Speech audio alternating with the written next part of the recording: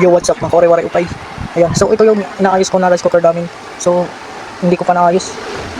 Kasi mayroong malaking sira. Ayan o. Nagkapuputol. Ito, nagkapuputol. So, dito yan. Ayan, dito yan. So, ngayon naman, hindi ko alam yung paglagay, pag sunod-sunod. So, nagkamali ako. Dapat binidyoan ko o pinicturan. Ayan, hindi ako marunong kung paano ilagay na. So, madali lang ito ayusin. Kapag yung rice cooker ninyo, pag sinaksak ninyo, agad nagkukok. So, masusunog po yung kanin ninyo. Yan, masusunog po. So, mayroon lang yan tatanggalin.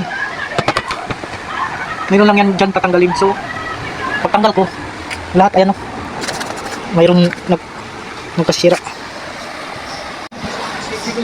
Ayan. So, ito lang yung tatanggalin dapat. Ito yung washer na maliit. Ayan. So, ito po. So, ito lang yung tatanggalin dito. Ayan. So, kailangan ito hindi ito mawala. Ayan. So, hindi ko na paano ilagay at hindi ko na alam ilagay kung paano yan. Ayan. Pero madali lang yan. So, ito. Maghanap ako. Ayan. Kaya pa ito ayusin. So, yan lang guys. Share ko lang sa inyo. Tanggalin mo lang yung washer. Ito. Ito yung washer.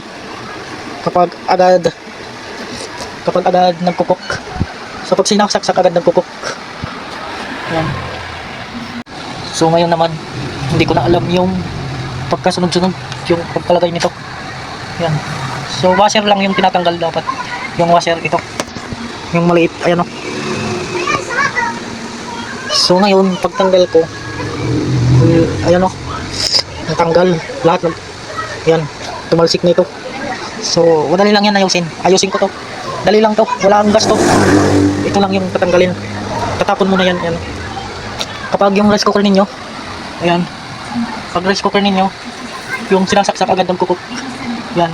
Yan lang yung tatanggalin. Agad nagkukok. So, masusunog po yung kanin ninyo pag hindi mo yan inayos. So, yan lang guys. Sana mayroon kayong natutunan sa aking video. So, madali lang to ayusin. Bubuuhin ko po to. Yan.